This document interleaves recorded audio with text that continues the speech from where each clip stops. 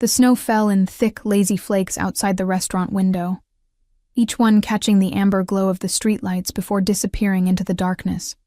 I pressed my forehead against the cold glass, watching my breath fog the surface, anything to distract myself from the fact that I was about to walk into the most humiliating evening of my life. A blind date. On Christmas Eve. At 26 years old. My best friend Sarah had set this up 3 weeks ago, her eyes bright with that meddling enthusiasm only happily married people possess. "His name is Dante," she'd said, gripping my hands across the coffee shop table. "He's successful, gorgeous, and he specifically asked about you after seeing your photo." I should have known then that something was off. Men like that, successful, gorgeous, didn't need blind dates. They certainly didn't need someone like me. A pediatric nurse working double shifts to pay off student loans, living in a studio apartment where the heat only worked half the time, wearing a dress I'd owned since college because I couldn't afford anything new. But Sarah had been so insistent, and I was so tired of being alone. The restaurant she'd chosen was called Vincenzo's, tucked into a quiet corner of the city's financial district. I'd walked past it 100 times on my way to the hospital, never daring to look at the menu posted in the window. The kind of place where a single appetizer cost more than my weekly grocery budget. I pulled my worn coat tighter around my body, feeling the cold December air seep through the thin fabric. My shoes, black flats with a hole in the left sole, squeaked against the salted pavement as I approached the entrance. Through the frosted glass doors, I could see warm light, the glimmer of crystal, the soft movement of well-dressed people who belonged in places like this. I didn't belong here. My hand trembled as I reached for the door handle. But before I could touch it, the door swung open. A man in a black suit appeared, his face impassive, his eyes scanning the street behind me with practiced efficiency. "Miss Brennan?" His voice was deep, accented with something Mediterranean. I blinked. "Yes, but how—" "This way, please."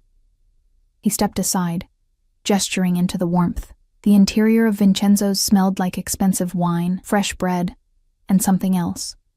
Something rich and indefinable that made my stomach clench with hunger and inadequacy in equal measure. The man in the black suit guided me past the hostess stand, past tables filled with couples laughing over champagne, past a fireplace where flames danced behind ornate iron scrollwork. We moved toward the back of the restaurant, to a section I hadn't even noticed from outside. Private booths with high walls, dim lighting that felt both intimate and isolating. My heart hammered against my ribs. "He's waiting for you," the man said, stopping before a booth tucked into the corner, half hidden by a carved wooden screen. I smoothed down my dress, a simple navy blue thing that had seemed acceptable in my apartment, but now felt threadbare and cheap. My fingers caught on a loose thread at the hem. Perfect. Then I saw him.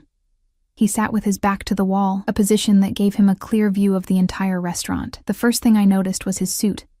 Charcoal gray, tailored so perfectly it looked like it had been painted onto his body. The second thing was his hands, resting on the table. Long fingers adorned with a single ring on his right hand, thick gold etched with symbols I couldn't decipher from this distance. The third thing was his face. Sarah had said gorgeous. She hadn't said devastating. He couldn't have been older than 32. Maybe 33. Dark hair swept back from a face that could have been carved from marble. Sharp jawline, high cheekbones, a mouth that looked cruel even when it wasn't smiling. But his eyes, God, his eyes. Even from several feet away, I could see they were dark, almost black, and they were fixed on me with an intensity that made my breath catch in my throat. He didn't stand when I approached, didn't smile, just watched me with those dark eyes as I stumbled forward, suddenly hyper-aware of every flaw. My chipped nail polish, the run in my tights I'd tried to hide with clear nail polish, the way my hair had frizzed in the cold. "Dante." My voice came out smaller than I'd intended. "Sit." Not a request.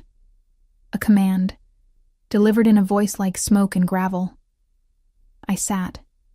The leather booth was soft, expensive, and I sank into it feeling like I was being swallowed. Across from me, Dante, if that was even his real name, continued to study me with those unsettling eyes. He hadn't touched the wine in front of him, a deep red that looked black in the dim light. "You're late," he said finally. What? No. Sarah said 7:30. It's only... I fumbled for my phone, but his hand moved, just slightly, and the man in the black suit appeared from nowhere, placing a glass of wine in front of me. 7:15, Dante said. I've been waiting since 7. My cheeks burned. I'm sorry, I thought... Sarah got the time wrong. He leaned back, and I caught a glimpse of something at his collar. A flash of ink, a tattoo creeping up from beneath the crisp white shirt. She does that sometimes, doesn't she? Gets details wrong. The way he said it made my spine straighten. You know Sarah? I know of Sarah. His eyes never left my face. Her husband works in acquisitions. We've crossed paths. Something about the way he said crossed paths made my stomach twist, but I couldn't pinpoint why. I reached for the wine glass, needing something to do with my hands, and took a sip. It was the best wine I'd ever tasted, which wasn't saying much given my usual budget extended to whatever was on sale at the corner store. You're a nurse, Dante said. Not a question. Pediatric nurse, at Mercy General. I set the glass down, trying to steady my shaking hands. Sarah must have told you. She did. He tilted his head slightly, and the movement reminded me of a predator calculating distance. You work the overnight shift twice a week, Wednesdays and Fridays. You take the bus because your car broke down 8 months ago, and you haven't been able to afford the repairs. You live alone on Morrison Street, 3rd floor, apartment 304. The blood drained from my face. How do you... You have a small scar on your left hand from a kitchen accident when you were 12. You don't talk to your mother anymore. Your father died when you were 19. He leaned forward, and I could smell him now, something expensive and dark. Cedar and smoke. You're drowning in student debt and you skip meals to make rent. You're exhausted, Emma. You're so tired you can barely see straight. I should have run. Every instinct I had was screaming at me to get up, to leave, to get as far away from this man as possible, but I couldn't move, couldn't breathe, could only stare at him as he smiled for the first time, a slow curve of his mouth that didn't reach his eyes. How do you know all that? I whispered. I make it my business to know things.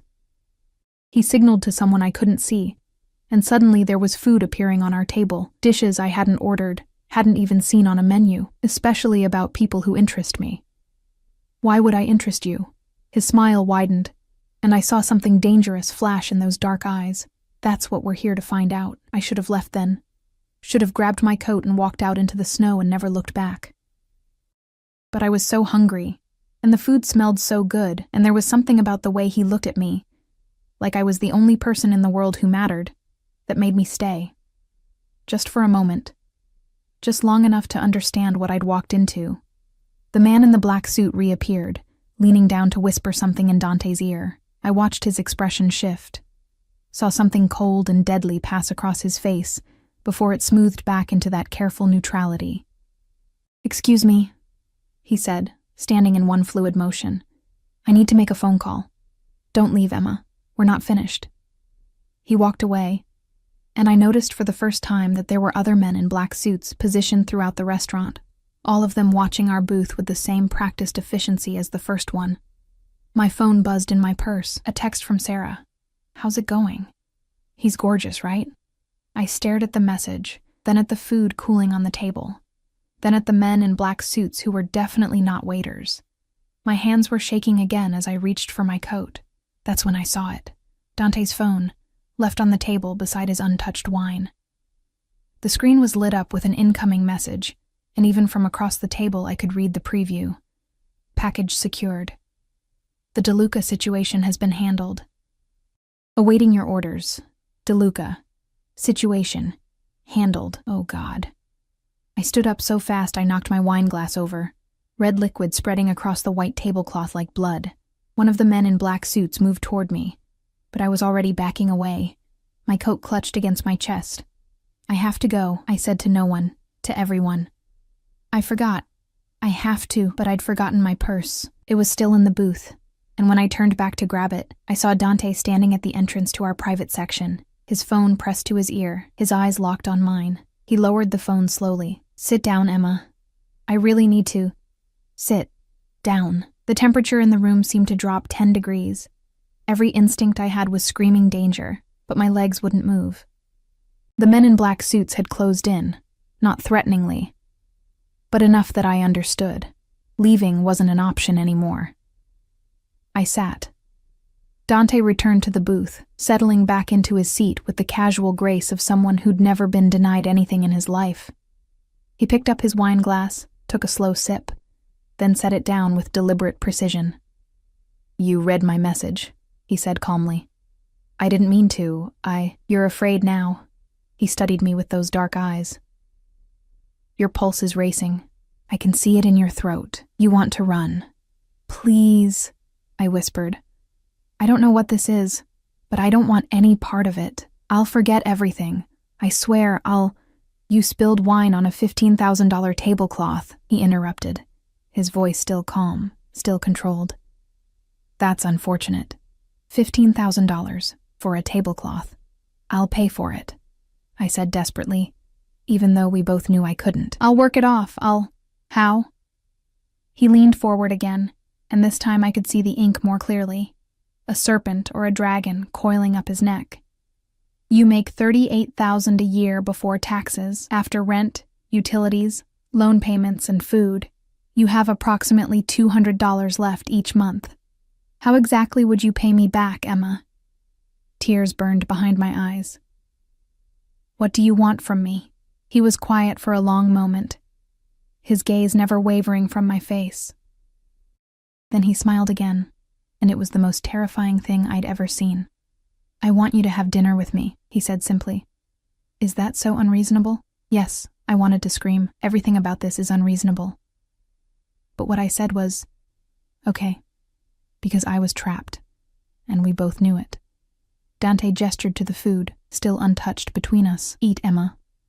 You're going to need your strength for what comes next." I forced myself to pick up the fork, though my hand trembled so badly I nearly dropped it.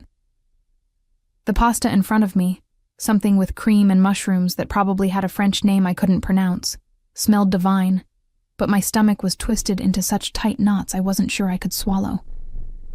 Dante watched me take the first bite, his dark eyes tracking the movement of my hand to my mouth like a scientist observing an experiment.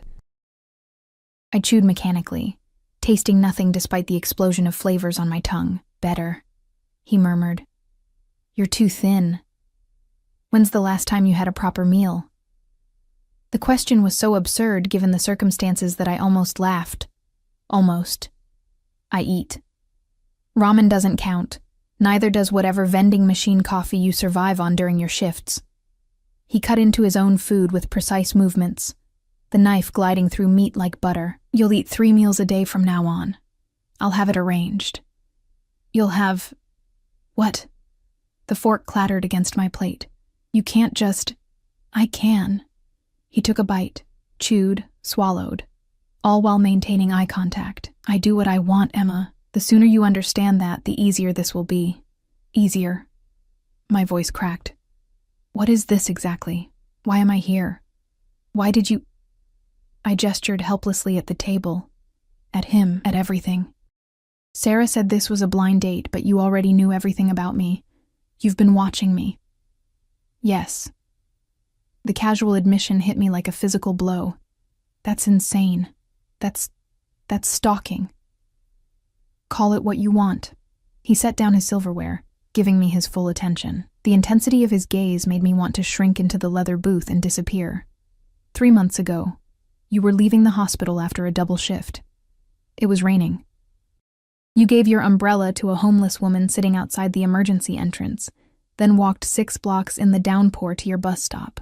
I remembered that night, remembered the woman's grateful smile, the way the rain had soaked through my scrubs, how I'd shivered the entire bus ride home. 2 months ago, Dante continued, you spent your day off volunteering at the children's shelter on 5th Street.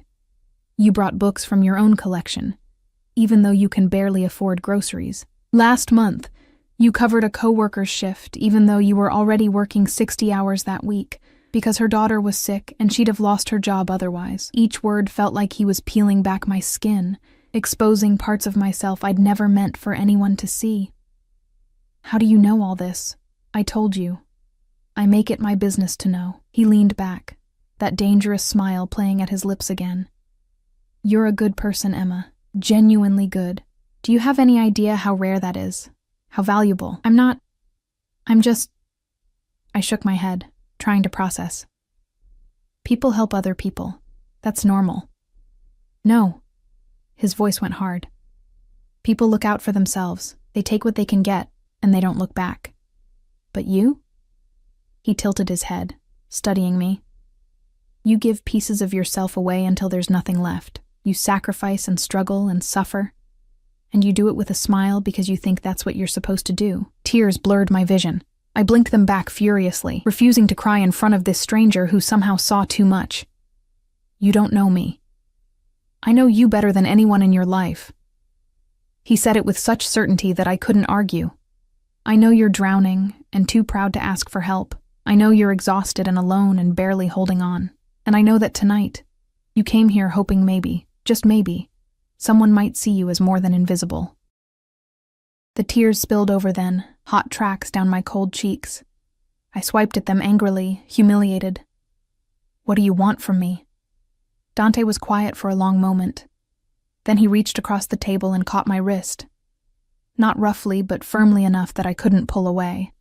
His thumb pressed against my pulse point, and I knew he could feel how fast my heart was racing. "I want to take care of you," he said softly. "I want to make sure you never skip another meal. Never work yourself into exhaustion. Never have to choose between paying rent and fixing your car. I want to give you everything you've been denying yourself." It sounded like a dream, like a fairy tale, like a trap. "Why?" I whispered. His grip on my wrist tightened fractionally. "Because you're mine now." The words should have terrified me. They did terrify me. But there was something else underneath the fear. Something warm and traitorous that whispered, "Someone sees you. Someone wants you.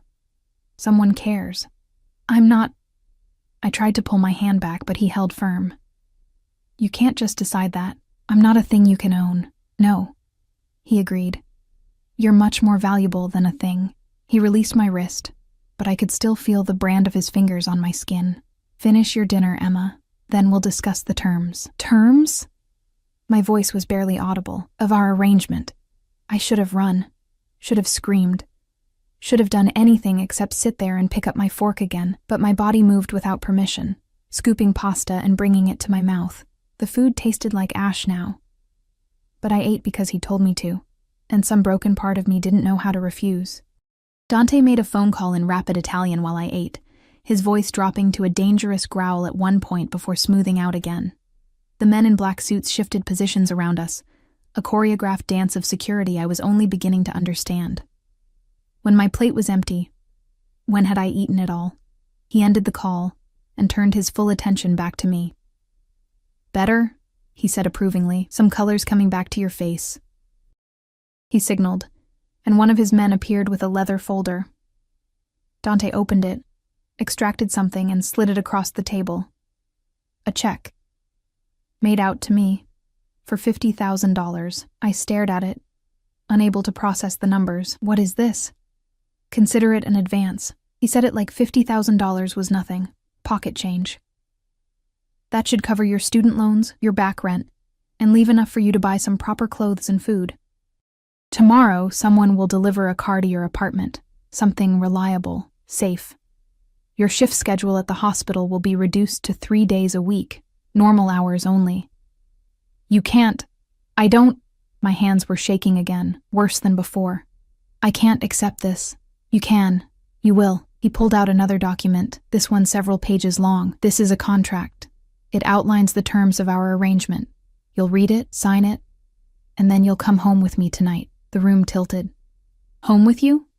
"No, absolutely not." Yes, no room for argument in that single word. "You're not going back to that apartment, Emma. It's not safe." Not safe from what? But I already knew the answer. Not safe from him. From whatever world he inhabited. Whatever darkness he brought with him. From people who might want to hurt you to get to me. He said it so matter-of-factly, like violence was as natural as breathing. "The moment you walked through that door tonight, you became associated with me. That makes you a target. Then let me leave," I begged. Let me walk away. I'll forget all of this, I swear. Too late. His eyes went cold, glacial. You think I'd let you go now, after I've finally found you? He stood, buttoning his suit jacket with practiced ease. You have two choices, Emma. Come with me willingly, or come with me unwillingly. Either way, you're coming. The men in black suits closed in tighter. My purse appeared on the table. When had someone gotten it? Along with my coat. Dante held out his hand, waiting. I looked at that hand, at the gold ring glinting in the dim light, at the power and danger it represented. Then I looked at the check, at the contract, at the exit that was blocked by armed men. I'd come here tonight hoping for connection, for someone to see me. I'd gotten my wish in the most twisted way possible. Slowly, hating myself, I reached out and placed my hand in his. His fingers closed around mine like a vice, warm and possessive. He pulled me to my feet, and I stumbled against him, close enough to feel the heat radiating from his body, to smell that intoxicating scent of cedar and smoke, and something darker underneath. Good girl, he murmured against my hair, and I hated how those words made something in my chest flutter. He kept hold of my hand as we walked through the restaurant, past the curious stares of other diners, past the hostess who wouldn't meet my eyes. Outside, the snow was falling harder now, coating the city in white. A black SUV waited at the curb, engine running, windows tinted so dark I couldn't see inside. One of the men opened the back door. Dante gestured for me to get in. I hesitated at the threshold, 1 foot on the curb, 1 foot in whatever nightmare I was stepping into. This was it. My last chance to run, to scream, to fight. But where would I go? Back to my freezing apartment, my crushing debt, my exhausting life of barely surviving. At least this prison came with warmth, with food, with someone who saw me, even if his gaze held something dark and possessive that should have sent me running. I climbed into the SUV. Dante slid in beside me, close enough that our thighs touched. The door closed with a heavy thunk that sounded like a cell door locking. The driver, another man in a black suit, pulled smoothly into traffic without a word. Where are we going? My voice sounded strange, distant. My penthouse. Dante's hand found mine again in the darkness, his thumb tracing circles on my palm. Don't worry, you'll be comfortable there, comfortable. As if comfort was what I should be concerned about. As if I wasn't sitting next to a man who'd just bought me like property, who'd threatened me into compliance, who had situations handled and messages about packages secured.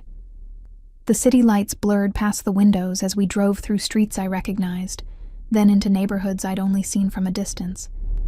Places where the buildings touched the sky, and the people inside them never worried about making rent. Dante made another phone call, this time in English, but using terms I didn't understand. Clean the guest room.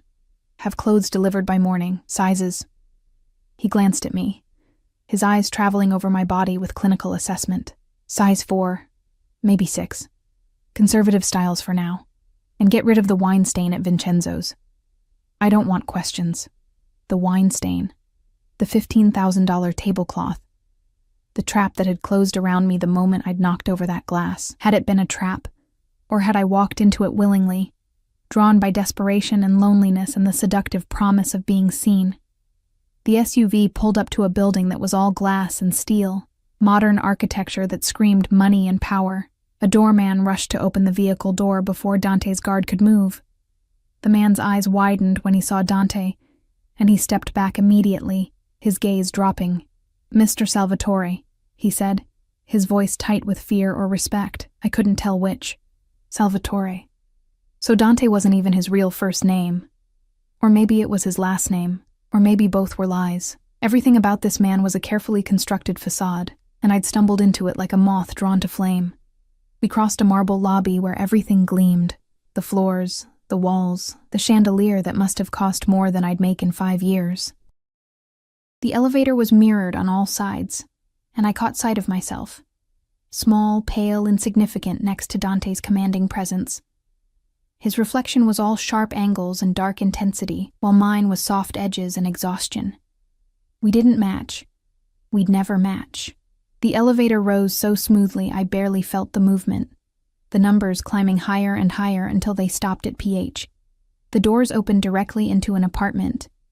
No, a penthouse that took up the entire floor. Floor-to-ceiling windows overlooked the city, which sprawled below us like a carpet of stars. The interior was masculine and minimalist. Dark furniture, expensive art on the walls, surfaces so clean they looked untouched. It smelled like leather and wood polish, and that cedar scent I was beginning to associate with the man standing too close behind me. "Welcome home," Dante said, and the words felt like a life sentence. Home. The word echoed in my head as I stood frozen in the entrance, unable to move deeper into the space that felt more like a museum than a living area. Everything was too perfect, too pristine, too far removed from anything I'd ever known. Dante moved past me with the confidence of someone who owned not just this space, but the entire world around it. He shrugged off his suit jacket, revealing the crisp white shirt beneath, the holster I'd somehow missed seeing before now visible against his ribs. A gun. Of course he carried a gun. My stomach dropped. "Marco will show you to your room," Dante said, gesturing to one of the guards who'd followed us up. "You'll find everything you need. Tomorrow we'll discuss the details of our arrangement more thoroughly. Tonight, you rest. I can't stay here." The words burst out before I could stop them. "This is insane. You can't just—" "Emma." He turned to face me fully, and the look in his eyes silenced whatever protest I'd been forming. "You're exhausted. You're overwhelmed. But you're safe here. Safer than you've been in years. Tomorrow things will be clearer. For now, just breathe." Safe. The word was laughable coming from a man who'd essentially kidnapped me. But my body was betraying me, exhaustion crashing over me in waves now that the adrenaline was fading. When had I last slept more than 4 hours? When had I last felt warm all the way through? Marco, the guard, cleared his throat softly.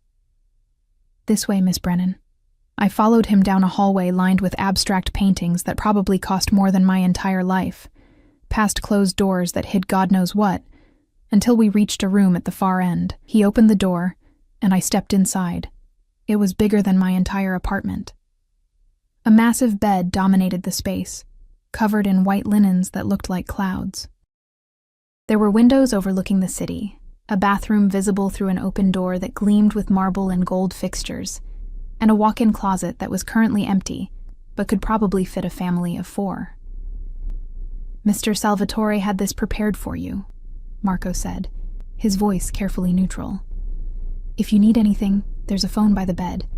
Press 1 for the kitchen, 2 for security, 3 for Mr. Salvatore directly. 3 for Mr. Salvatore." As if I'd willingly call the man who'd taken away every choice I had.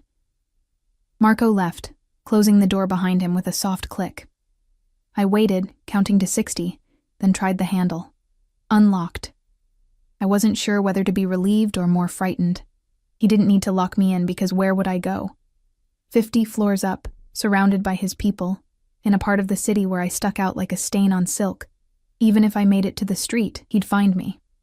He'd already proven he could track my every movement. I moved to the windows, pressing my palms against the cold glass. The city spread below me, all those tiny lights representing lives being lived, people who were free to come and go as they pleased. Had it only been a few hours since I'd walked into Vincenzo's, it felt like a lifetime ago. My reflection stared back at me, hollow-eyed and pale. Who was I now? Not the Emma who'd woken up this morning, annoyed about working Christmas but grateful to have a job. That Emma felt like a stranger already. Someone naive enough to think a blind date was the worst thing that could happen to her. A knock on the door made me jump. "Yes?" My voice cracked. The door opened and a woman entered carrying a tray. She was older, maybe 60, with kind eyes and gray hair pulled back in a neat bun. She wore a simple black dress and moved with the quiet efficiency of someone who'd been in service for years. "I'm Maria," she said in accented English. "I manage Mr. Salvatore's household. I brought you some tea and something to help you sleep." She set the tray on the nightstand, a pot of tea, a cup, and a small white pill in a dish. I eyed the pill warily. "What is it?" "Just melatonin," Maria said gently. "Nothing harmful. Mr." Salvatore thought you might have trouble sleeping in a new place. She poured the tea with practiced hands. You should change out of those clothes. There's a robe in the bathroom, and I'll have proper sleepwear brought up. I don't need... Please. Her eyes met mine, and I saw something there. Sympathy? Understanding? Let me help you. It will be easier if you just let me help. Easier. Everyone kept using that word, as if any of this could be easy, but I was so tired, and the tea smelled like chamomile and honey, and Maria's hands were gentle as she guided me toward the bathroom. I caught sight of myself in the massive mirror. My makeup smeared, my hair wild, that cheap navy dress hanging off my frame, and felt tears burn behind my eyes again. I'll draw you a bath, Maria said, already moving toward the enormous tub. You'll feel better once you're warm. I wanted to argue, to maintain some shred of dignity or resistance. But what was the point? I was here. He'd won. Fighting would only make it harder, just like Maria said. The bath was heaven. Scented oils and heat that seeped into my bones, washing away the grime of the day, if not the stain of what had happened. Maria had left the robe as promised, thick white terry cloth that felt like being wrapped in a cloud. When I emerged, she was waiting with a nightgown, simple but clearly expensive, the fabric cool and soft against my skin. Drink your tea, she urged, pressing the cup into my hands. And take the pill. You need rest. I obeyed, too numb to resist. The tea was sweet and warm, coating my throat. The pill was small, easy to swallow. Maria fussed around the room, turning down the bed, dimming the lights, treating me like I was something precious and breakable. Has he done this before? The question escaped before I could stop it. Brought women here? Maria paused, her hand on the light switch. When she turned to face me, her expression was carefully controlled. No, Miss Brennan. Never. In the 5 years I've worked for Mr. Salvatore, you're the first woman to set foot in this penthouse. I didn't know whether that made things better or worse. Sleep now, Maria said softly. Tomorrow is a new day. She left, and I was alone in this enormous room with its enormous bed and enormous windows, showing me how small I was in comparison to everything around me. The melatonin was already taking effect, making my limbs heavy, my thoughts fuzzy at the edges. I climbed into the bed, sinking into mattress that probably cost more than a year of my salary. The sheets smelled fresh and clean, and despite everything, my body relaxed into the comfort it had been denied for so long. My last thought before sleep claimed me was, I should be more afraid. But God help me. I was too exhausted to care. I woke to sunlight streaming through windows I'd forgotten to close, and the disorienting sensation of not knowing where I was. The room came into focus slowly. Too big, too bright, too expensive. And memory crashed back like a wave. Dante. The restaurant. The contract I hadn't signed. The choice that wasn't a choice. Christmas Day. I was supposed to be at the hospital, working my shift, bringing cheer to sick children who had to spend the holiday in hospital beds. Instead, I was here, in a penthouse prison, owned by a man whose last name I'd only learned by accident. My phone. Where was my phone? I scrambled out of bed, searching frantically until I found my purse on a chair I didn't remember putting it on. The phone was dead. Of course it was. I'd forgotten to charge it last night in the chaos. But there was a charger on the nightstand, plugged in, and waiting like someone had anticipated my needs. Someone. Him. I plugged in the phone and waited for it to power on, my heart hammering. 15 missed calls from Sarah. A dozen texts asking if I was okay, if the date had gone well. Why wasn't I responding? The most recent one, sent at 2 a.m. Emma, please answer.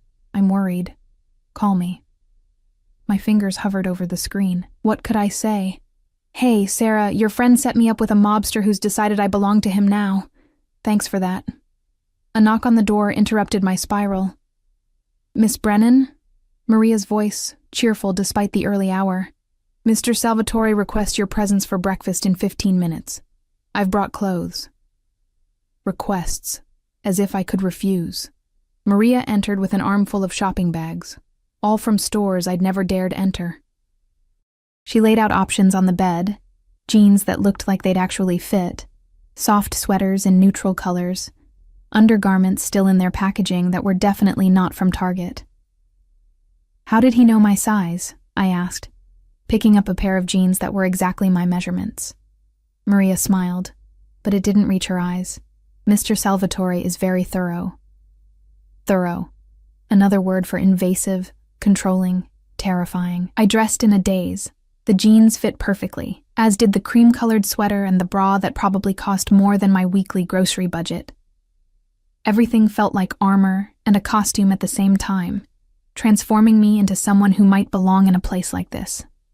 Maria guided me back through the penthouse. And in daylight, I could see details I'd missed last night. Family photos in expensive frames. Dante as a child with people who had the same dark eyes, the same sharp features. Art that belonged in museums. Security cameras in every corner.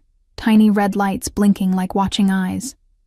The dining room overlooked the city, all glass and light, and a table that could seat 12 but was set for 2.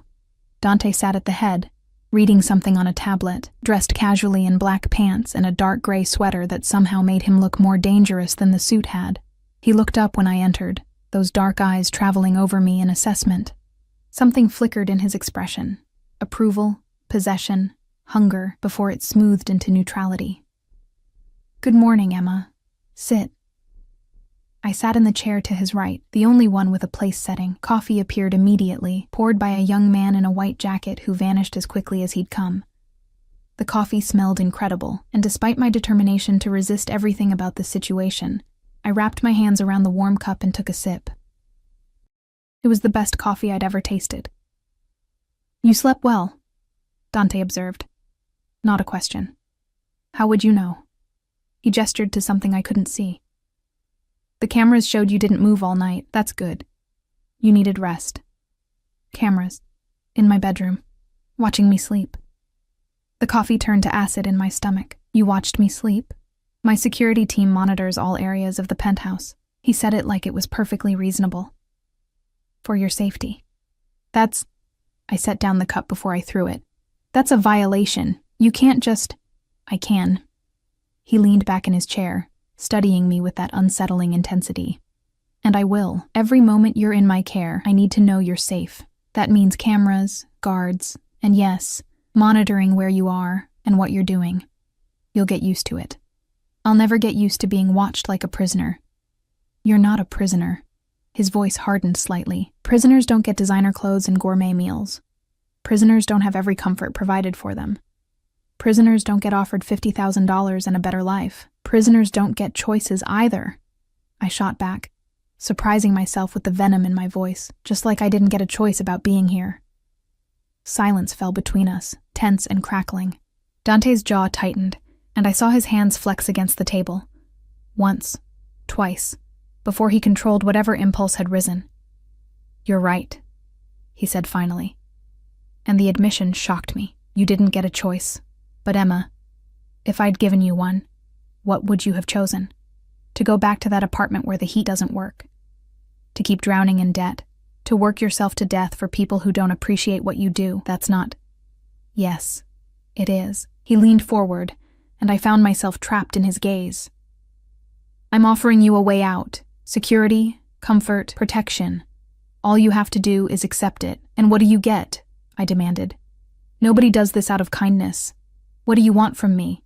The smile that curved his lips was dark and predatory. "I want you. Here, with me, where I can see you and know you're safe. I want to come home and find you waiting. I want to give you everything you've been denied and watch you bloom."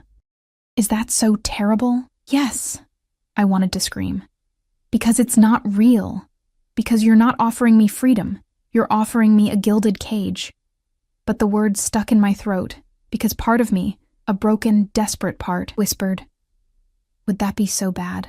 Food arrived then, plate after plate of breakfast items I'd only seen in magazines.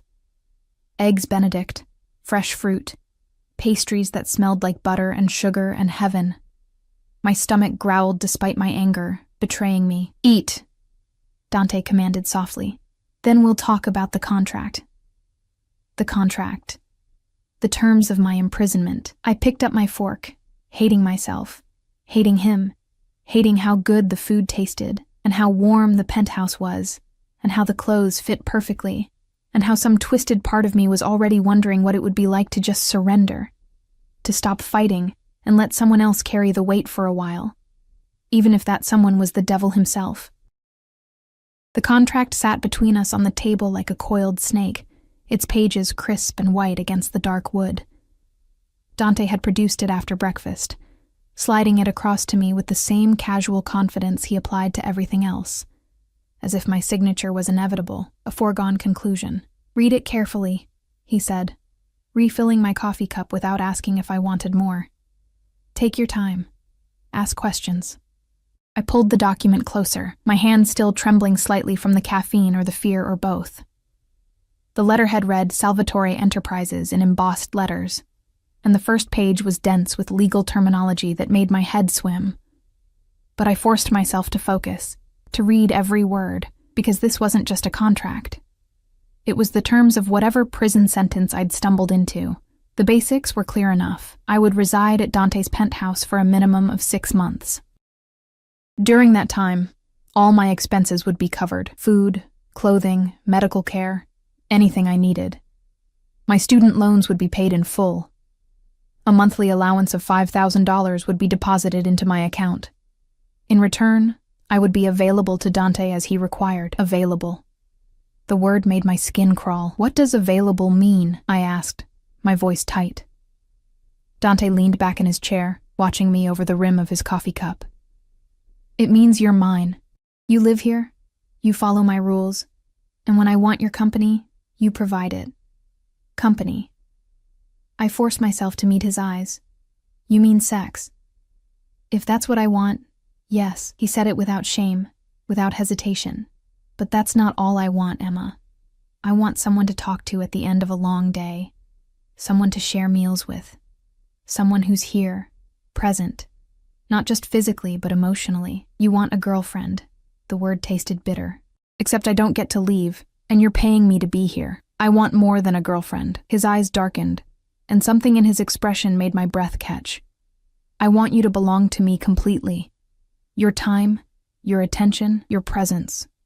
In exchange, you'll have everything you've ever needed and more." I looked back down at the contract, my vision blurring. There were clauses about confidentiality. I couldn't discuss anything I saw or heard while living with him. Clauses about my whereabouts. I needed permission to leave the penthouse, and would always be accompanied by security. Clauses about termination. If I breached the contract, I'd owe back every penny he'd spent on me, plus damages. It was airtight. A trap designed by lawyers who knew exactly how to cage someone while making it look like a choice. "What if I refuse?" I whispered.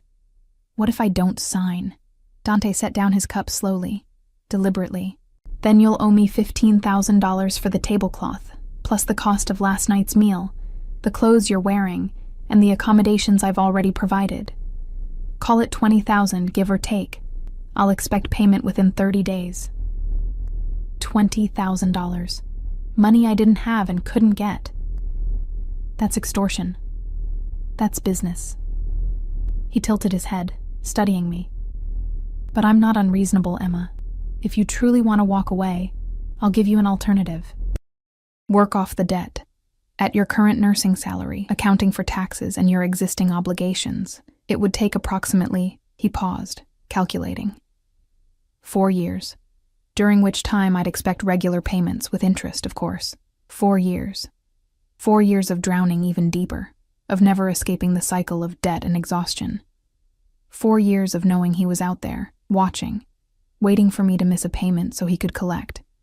Or I could sign. 6 months in a gilded cage, and then freedom with enough money to start over. Except, I didn't believe for a second that it would end after 6 months. Men like Dante didn't let go of things they decided were theirs. "I need time to think," I said, pushing back from the table. "You have until this evening." Dante stood as well, towering over me even from several feet away. "I have business to attend to today. Marco and 2 other guards will remain here with you. Maria will help you settle in, explore the penthouse, rest, do whatever you need. But Emma..." His hand caught my chin, tilting my face up to meet his gaze. "Don't try to leave. You won't make it past the lobby, and I'd hate to have to bring you back by force." The touch sent electricity through me. Fear and something else.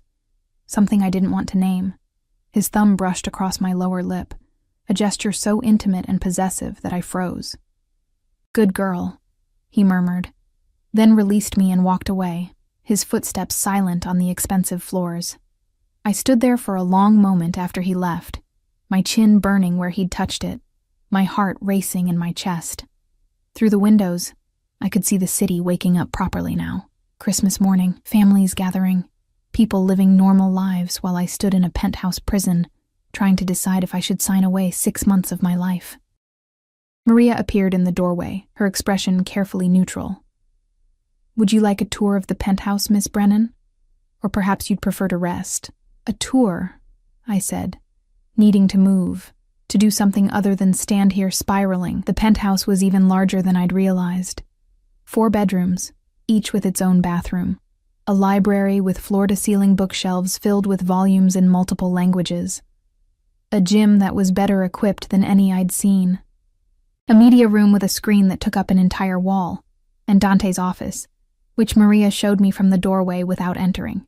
"Mr. Salvatore's private space," she explained. "No one enters without permission." I peered inside, catching glimpses of dark furniture, more books, and a massive desk covered in papers and computer monitors. The room smelled like him, cedar and smoke and power. "Has he ever brought anyone else here?" I asked again, needing confirmation of what she'd told me last night. "Any other women?" Maria shook her head firmly. "Never. Mr. Salvatore is very particular about his privacy. He doesn't bring business associates here. He doesn't host parties. And until you, no woman has crossed this threshold." "Why me?" The question burst out before I could stop it. "What makes me so special that he'd go to all this trouble?" Maria's expression softened with something that might have been pity. "That's a question only Mr. Salvatore can answer, Miss Brennan. But I've worked for him for 5 years, and I've never seen him look at anyone the way he looks at you, the way he looks at me, like I was something precious and breakable that he wanted to protect and possess in equal measure." My phone buzzed in my pocket. It had been buzzing periodically all morning with texts from Sarah that I'd been ignoring. This time, though, it wasn't Sarah.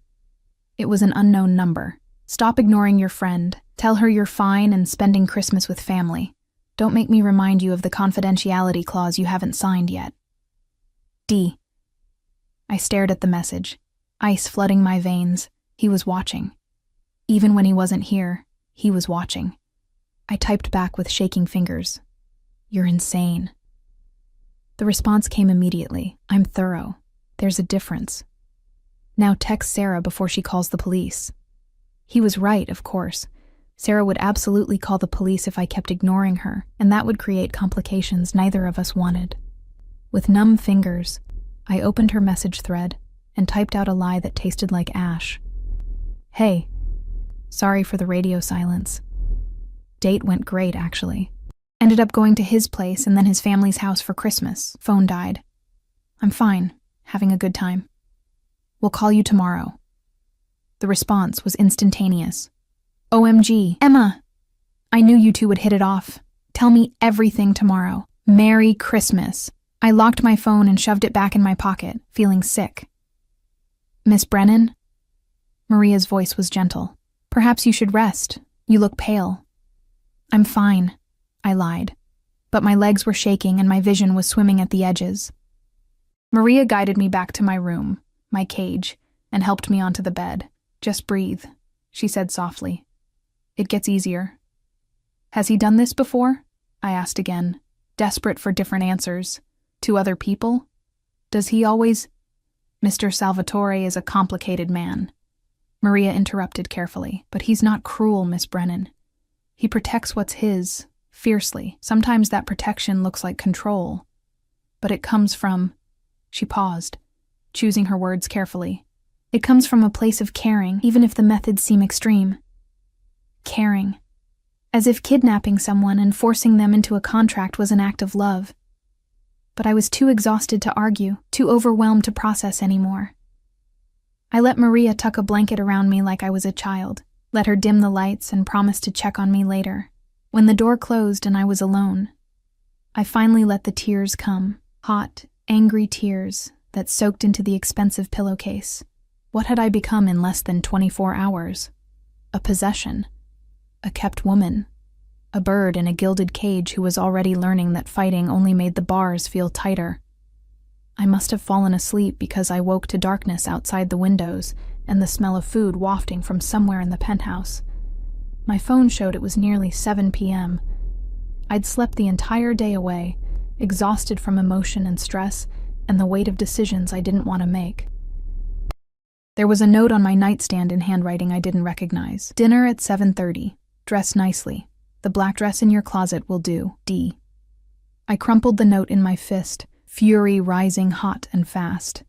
He was ordering me around like I was his property, like I'd already signed the contract and given up every shred of autonomy, but I went to the closet anyway and found the black dress he'd mentioned.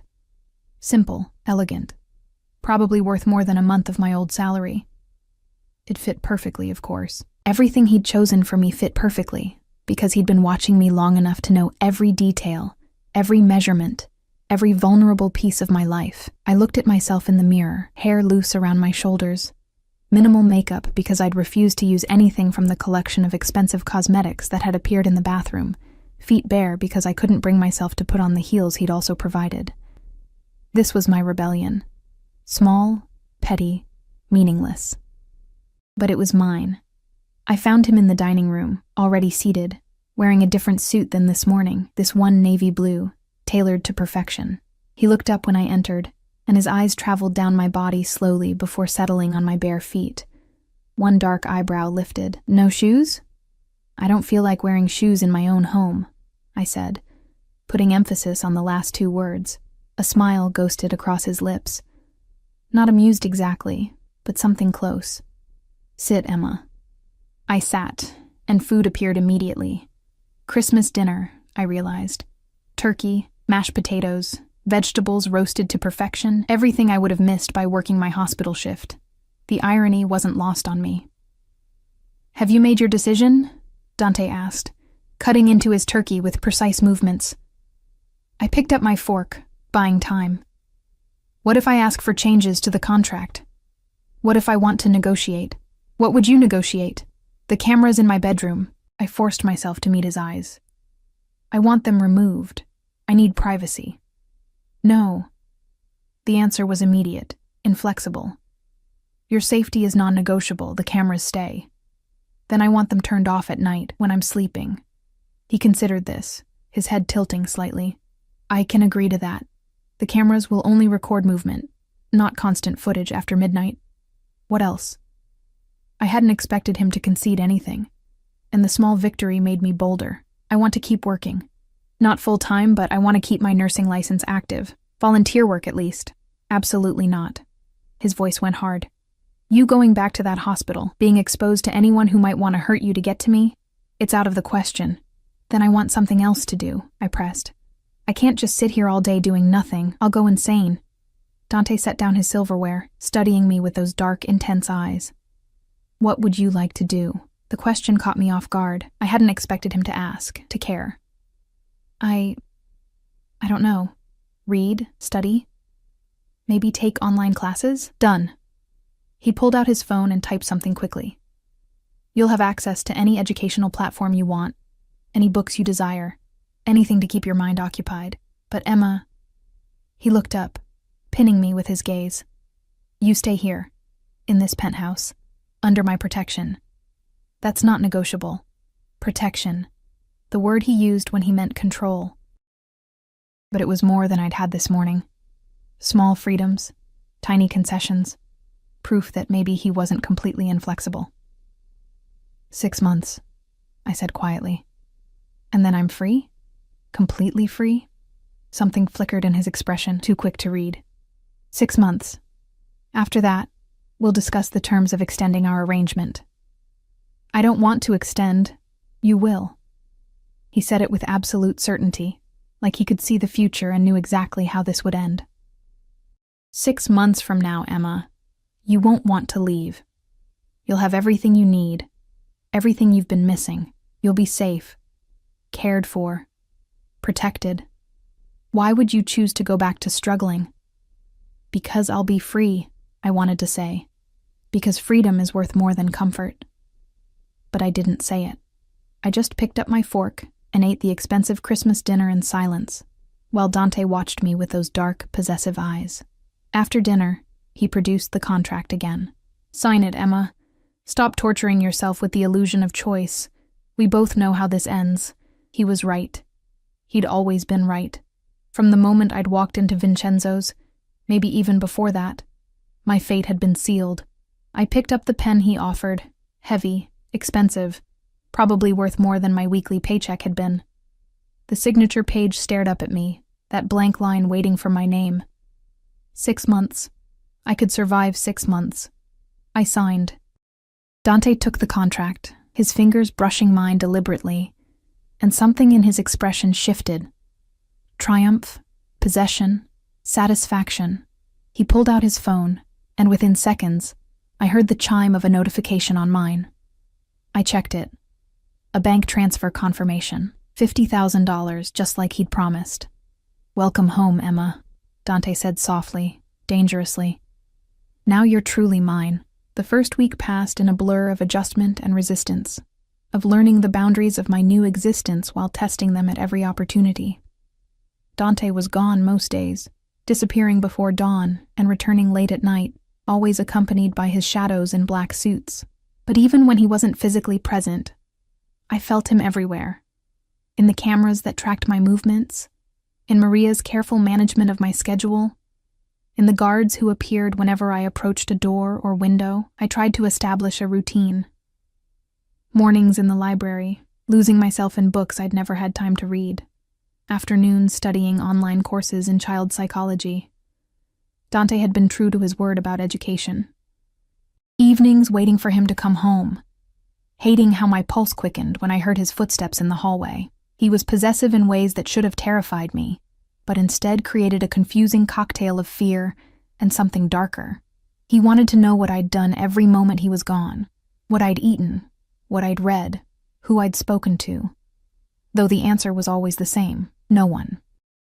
He'd touch me constantly, a hand at the small of my back, fingers threading through my hair, his palm pressed against my cheek, claiming ownership with every casual caress.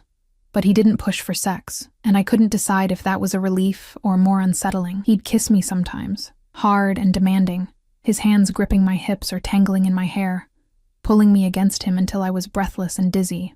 Then he'd pull away, leaving me confused and aching, his dark eyes glittering with satisfaction at my response. "When you're ready," he'd murmur against my temple. "When you come to me willingly, not because of a contract, but because you want to. That's when I'll have all of you." It was a different kind of trap, one that required my surrender rather than my submission. 2 weeks in, I made my first real mistake. I'd been reading in the library when I found his laptop, left open on the desk. He was in the shower. I could hear the water running from his bedroom suite. The screen showed an email chain, and my name caught my eye before I could stop myself from looking. Emma Brennan. Background report. My hands shook as I scrolled through the document. Everything was there. My entire life laid out in clinical detail. My father's death from cancer when I was 19, leaving behind medical bills that had destroyed my mother. My mother's subsequent spiral into alcoholism and our estrangement. My decision to become a nurse despite the crushing debt. Every job, every address, every relationship I'd ever had, and photos. God, so many photos. Me leaving the hospital, me at the grocery store, me sitting alone in my apartment, visible through a window I'd never thought to cover. Surveillance photos taken over months. The date on the earliest one made my stomach drop. 8 months ago. He'd been watching me for 8 months before that blind date. "Find something interesting?" I spun around so fast I knocked the laptop, catching it before it fell. Dante stood in the doorway, hair damp from the shower, wearing only dark pants that hung low on his hips. The tattoos I'd glimpsed that first night were fully visible now, a serpent coiling up his ribs, symbols and script in a language I didn't recognize covering his chest and arms. "You've been watching me for 8 months, I said, my voice shaking. 8 months. How is that not insane? He moved into the room with that predatory grace, and I backed up instinctively until my spine hit the bookshelf. "I told you I make it my business to know things. I saw you at the hospital 9 months ago." You were comforting a child who'd just lost his mother, telling him stories, making him laugh even though he was broken inside. And I thought. He stopped in front of me, close enough that I could smell his soap, see the water droplets still clinging to his collarbone. I thought, there's something genuine in this world after all. So you stalked me? The words came out as barely a whisper. I learned about you, he corrected. I wanted to understand what made you different. Why you gave so much when you had so little. Why you smiled even when you were exhausted. Why you were real when everyone else was performing. His hand came up to cut my face, thumb tracing my cheekbone. And the more I learned, the more I knew I had to have you. Had to protect you before this world crushed all that light out of you. You don't protect people by imprisoning them, I said. But my voice had lost its strength. His touch was doing things to me, making my thoughts fuzzy, my resistance crumble. Don't I? His other hand found my waist, pulling me against him. You're not exhausted anymore. You're not skipping meals or working yourself into the ground. You're safe, warm, fed, educated. Tell me, Emma, would you be better off back in that apartment, drowning in debt, alone on Christmas? I wanted to say yes. Wanted to tell him that poverty and freedom were better than gilded cages and possession, but the words wouldn't come, because some traitorous part of me knew he was right. I hate you, I whispered instead. No, you don't.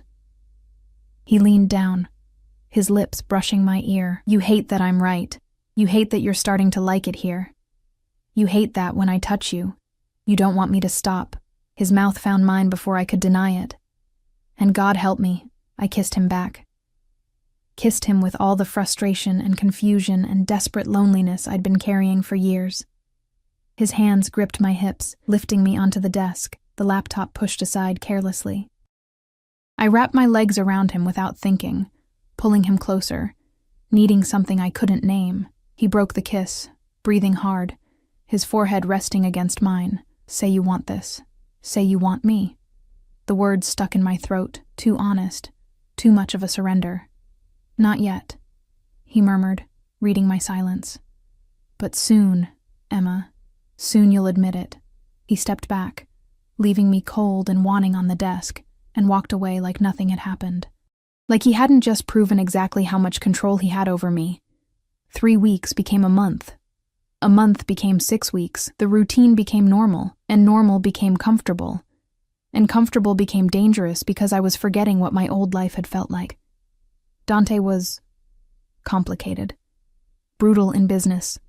I'd overheard enough phone calls to understand the kind of man he was, the violence he commanded with a few words. But with me, he was different. Possessive, yes. Controlling, absolutely. But never cruel.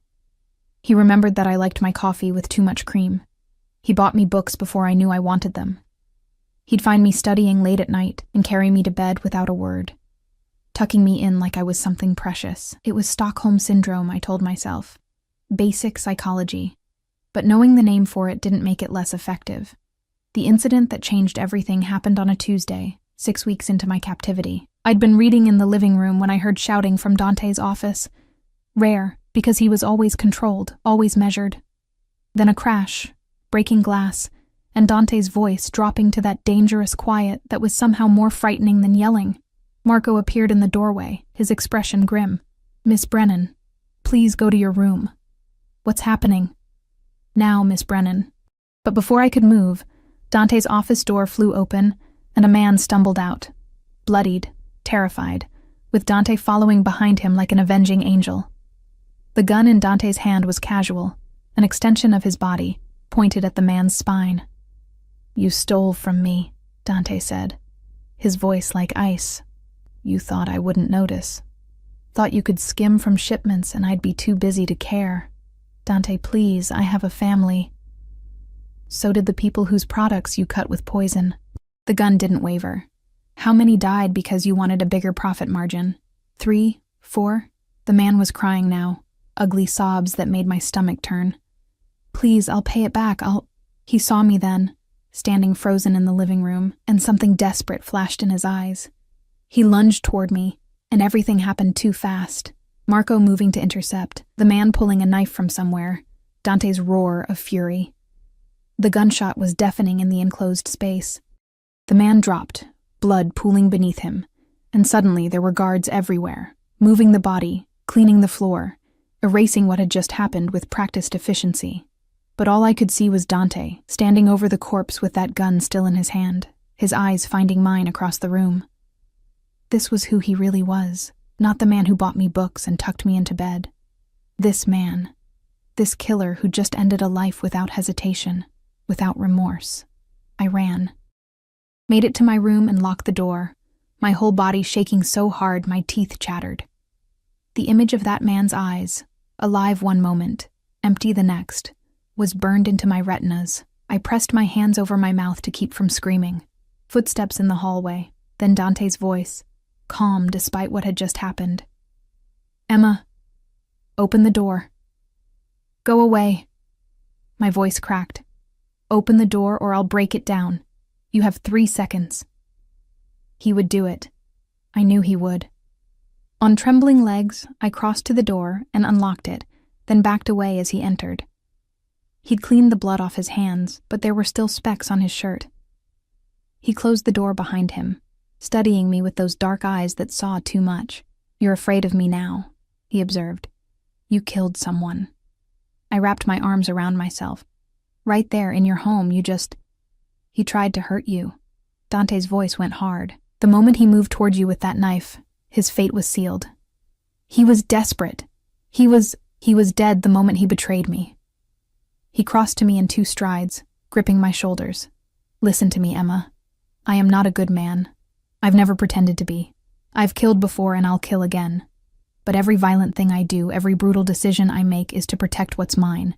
And you," his grip tightened, "you are mine. Anyone who threatens you threatens me, and I eliminate threats." "This is insane," I whispered. "You're insane." "Maybe." His hands softened on my shoulders, becoming almost gentle. "But I'm your insanity now. For better or worse, we're bound together. You signed the contract. You took my money. You're living in my home, wearing clothes I bought, eating food I provide. You're already mine, Emma. You've been mine since the moment you walked into Vincenzo's. I want to leave." The words came out broken. "I can't do this. I can't." "Yes, you can." He pulled me against his chest, and I should have fought, but I was shaking too hard. "You're stronger than you know. You'll get through this. And tomorrow it will be easier. The day after, easier still. Until you realize that this..." He gestured to encompass the penthouse, himself, everything. "This is where you belong." I cried against his expensive shirt while he held me, one hand stroking my hair, murmuring things in Italian I didn't understand. The man who just killed someone without blinking was comforting me like I was a child, and the cognitive dissonance was almost worse than the violence had been. Eventually, exhaustion won. He carried me to the bed, removed my shoes, covered me with blankets. I felt him sit beside me, his hand continuing to stroke my hair long after I should have fallen asleep. "I know you're afraid," he said quietly, probably thinking I was asleep. "But you're safer with me than you've ever been, Emma. I'll burn the world down before I let anything happen to you, even if you hate me for it." The weeks after that were different. I stopped pretending I had any control, stopped fighting the inevitable. Dante had been right. It got easier. The memory of the dead man faded, replaced by the routine of my days, the comfort of knowing every need would be met. He was more careful around me after that, keeping his business separate, ensuring I never saw that side of him again. But I knew it was there, lurking beneath the expensive suits and careful touches. I'd seen the monster, and there was no unknowing it. But here's the thing they don't tell you about monsters. Sometimes they're the only ones who truly see you. Sometimes their possessiveness feels like being cherished for the first time in your life. Sometimes their darkness becomes familiar enough that you forget what the light looked like. 4 months in, something shifted. I was in the library, my sanctuary. When Dante came home early, I heard his footsteps, knew he was looking for me, and found myself setting down my book with anticipation rather than dread. He appeared in the doorway, still in his work suit, looking tired in a way I'd learned to recognize. Bad day. Difficult decisions. blood on his hands that no amount of washing would clean. "Come here," he said quietly. I went. Not because I had to, not because of the contract, but because I wanted to ease that tension in his shoulders. Wanted to be the light in his darkness the way he'd somehow become the steady ground beneath my chaos. He pulled me onto his lap as he sank into one of the leather chairs, burying his face in my neck. "Tell me about your day," he murmured against my skin. "Tell me something good." So I did. Told him about the psychology course I was taking, about the theory I'd been reading, about the coffee Maria had made that morning that had been perfectly sweet. Normal, mundane things that seemed to drain the violence out of him inch by inch.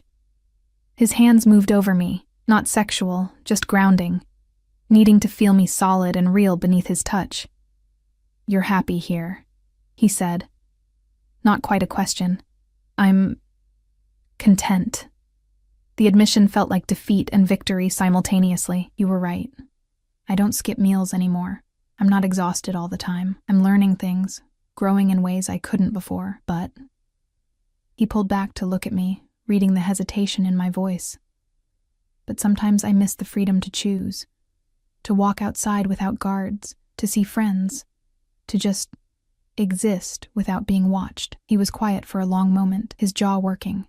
Then, "The contract ends in 2 months. I know. I'm not letting you go, Emma." His eyes held mine, dark and intense and absolutely certain. "I'm not capable of it. You've become necessary. Like breathing. Like existing. I don't function without you anymore." It should have sounded insane, obsessive, unhealthy.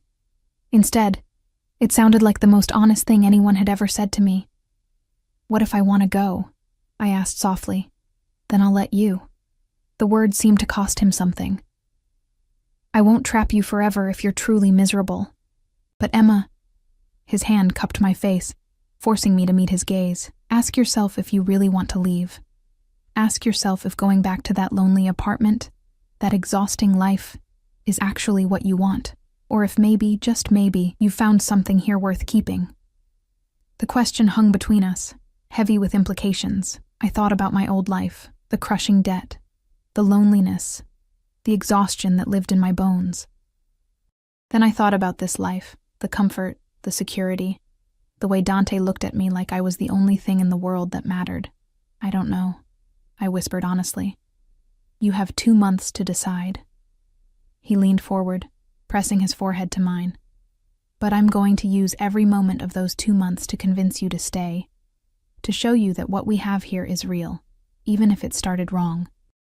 And if I still want to leave at the end?"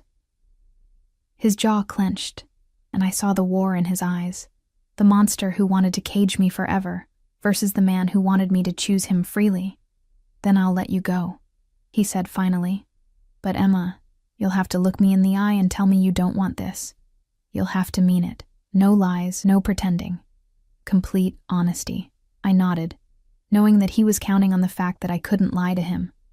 That after 4 months of living in his space, breathing his air, learning his rhythms, I was too tangled up in him to separate truth from captivity. His mouth found mine then, and this kiss was different from the others. Softer, almost tentative, asking rather than demanding. I kissed him back, my hands threading through his hair, and felt something in my chest crack open. This was surrender, but it was also choice. This was captivity, but it was also the safest I'd ever felt. This was wrong, but it was also the only thing that had felt right in years.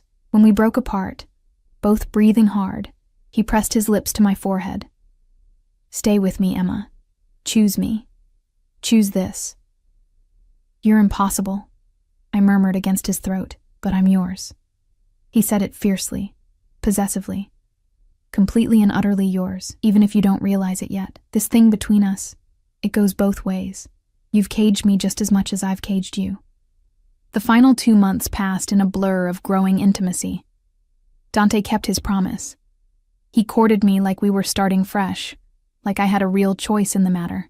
He took me to private rooftop gardens, always heavily guarded but beautiful nonetheless. He cooked for me sometimes, late at night when his staff was gone, making traditional Italian dishes while I sat on the counter and watched. He introduced me to his sister over video call, and she'd welcomed me with open arms, oblivious to how I'd come into her brother's life. He opened up about his past, the family business he'd inherited at 22 when his father was killed, the enemies he'd made, the violence he'd survived. He showed me scars and told me stories, pulling back the curtain on the monster until I understood that he was just a man trying to survive in a world that rewarded brutality. And slowly, terrifyingly, I fell in love with him. Not the Stockholm Syndrome kind of love, though maybe that was part of it, but real love. The kind that saw his flaws and chose him anyway. The kind that made my heart race when he walked through the door. The kind that made me reach for him in the night, needing his warmth, his presence, his impossible certainty that we belonged together. The 6-month mark arrived on a Saturday in late June. 6 months since that blind date on Christmas Eve. 6 months since my life had irrevocably changed. Dante had been tense all week, and I knew why. The contract expired today. I could walk away, take my money, start over somewhere he couldn't find me. He'd promised to let me go if I truly wanted it. But did I want it? I stood at the floor-to-ceiling windows, looking out at the city that had once felt so far away. The sun was setting, painting everything in shades of gold and pink. Behind me, I heard Dante enter the room, his footsteps heavy with dread. Emma. Just my name. Waited with everything unsaid. I turned to face him. He looked wrecked, hair disheveled like he'd been running his hands through it. Tie gone, shirt partially unbuttoned. His eyes held something I'd never seen before. Fear. Real, genuine fear that I would leave. The contract expires at midnight, he said unnecessarily. You're free to go whenever you want. I'll have Marco drive you anywhere, give you references, make sure you're set up in a new place. Whatever you need. And if I stay? My voice was steady, clearer than it had been in months. Something flickered in his expression, hope, desperate and raw. If you stay, we renegotiate. No contract this time. Just you and me, choosing each other every day. You'd have more freedom, guards still, because I can't compromise on your safety. But you could work again if you wanted, see friends, live something closer to a normal life. Closer to normal, I echoed, but not actually normal. Emma, nothing about my life is normal. He crossed to me but stopped a few feet away, like he was afraid to touch me and find out I was already gone. I'm a criminal.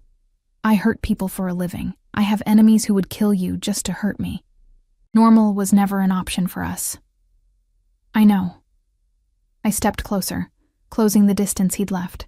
I've known that for months, and I'm still here. You're here because of the contract. No. I placed my hand on his chest, feeling his heart hammering beneath my palm.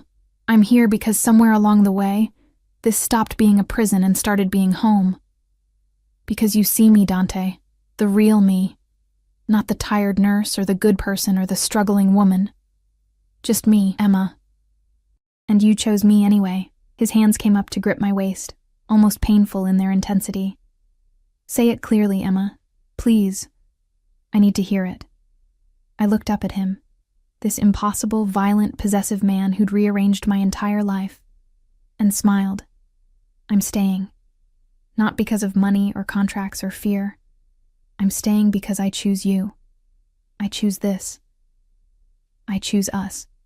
The sound he made was almost anguished. He crushed me against him, burying his face in my hair, his whole body shaking with relief. You're sure? Emma, you have to be sure because I'm not strong enough to let you go twice. I'm sure. I pulled back enough to look at him. I love you. God help me. I love you even though you're crazy and possessive and you probably need therapy. He laughed. Actually laughed. The sound rough and beautiful. I definitely need therapy. But Emma... His hands framed my face, thumbs brushing away tears I hadn't realized I was crying. I love you more than I thought I was capable of loving anything. You're my light in the darkness, my reason for existing, my everything. He kissed me then, and it was different from every kiss before. This wasn't possession or demand or even persuasion. This was promise. This was choice. This was two broken people choosing to build something whole together. When we broke apart, both breathless, I whispered against his mouth, "Take me to bed." Emma. Not because I have to, not because of a contract, because I want to, because I'm choosing you, all of you, everything you are. The look in his eyes was pure possession, mixed with reverence. He lifted me effortlessly, carrying me toward his bedroom, the one I'd never entered, the sanctum he'd kept separate until I was ready. And I was ready. Ready to fully surrender to this twisted, beautiful thing we'd built.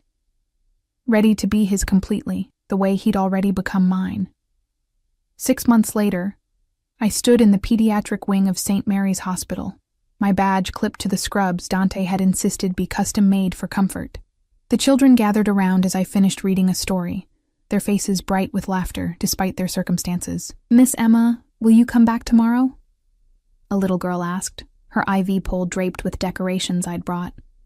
"I'll be here every Tuesday and Thursday," I promised, ruffling her hair. "You can count on it." Marco waited by the door, always present but less obviously than before. I'd gotten used to the guards, the way they shadowed my movements. They were part of my life now, part of the package deal of loving Dante Salvatore.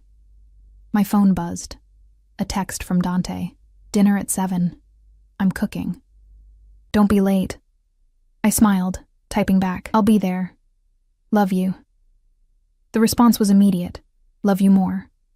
Always." Sarah had eventually learned the truth, or a version of it, and had been horrified at first, but she'd seen how I'd changed, how I glowed now, how the exhaustion had left my eyes. She didn't understand it, couldn't comprehend how I'd fallen for a man like Dante, but she'd accepted it because she saw I was happy. And I was. Deliriously, impossibly happy in a life that should have been a nightmare, but had somehow become a dream. Was it healthy? Probably not. Was it conventional? Absolutely not. But it was mine. Chosen freely after all the illusions had been stripped away. I'd come to that blind date on Christmas Eve expecting nothing, hoping for connection, terrified of disappointment. Instead, I'd found a man who'd seen me at my most invisible and decided I was worth everything. Who'd taken my life apart and rebuilt it into something stronger, even if his methods were questionable. I'd found home in the most unexpected place. In the arms of a monster who loved me like I was his salvation, and maybe I was. Maybe we saved each other, him from his darkness, me from my invisible drowning. Maybe that's what love was supposed to be. Two broken people becoming whole together. As I left the hospital that evening, Marco falling into step beside me, I thought about that girl who'd walked into Vincenzo's 6 months ago. She'd been so afraid, so lost, so alone. She wasn't any of those things anymore. I was Emma Salvatore now. We'd gotten married in a small ceremony 3 months ago, just family and his closest associates. I was a mafia wife, a kept woman, a bird in a gilded cage who'd learned to love her prison because it came with wings. The SUV waited at the curb, warm and safe, ready to take me home to the man who'd orchestrated my entire life with the precision of a maestro conducting a symphony. I climbed in, thinking about the dinner waiting, the life we were building, the future stretching ahead of us. Unconventional, complicated, perfectly imperfect. My phone buzzed again. "Hurry home, Emma. I miss you." And I realized that somewhere between captivity and choice, between fear and love, I'd stopped running from Dante Salvatore. I'd run toward him instead, and I'd never been happier.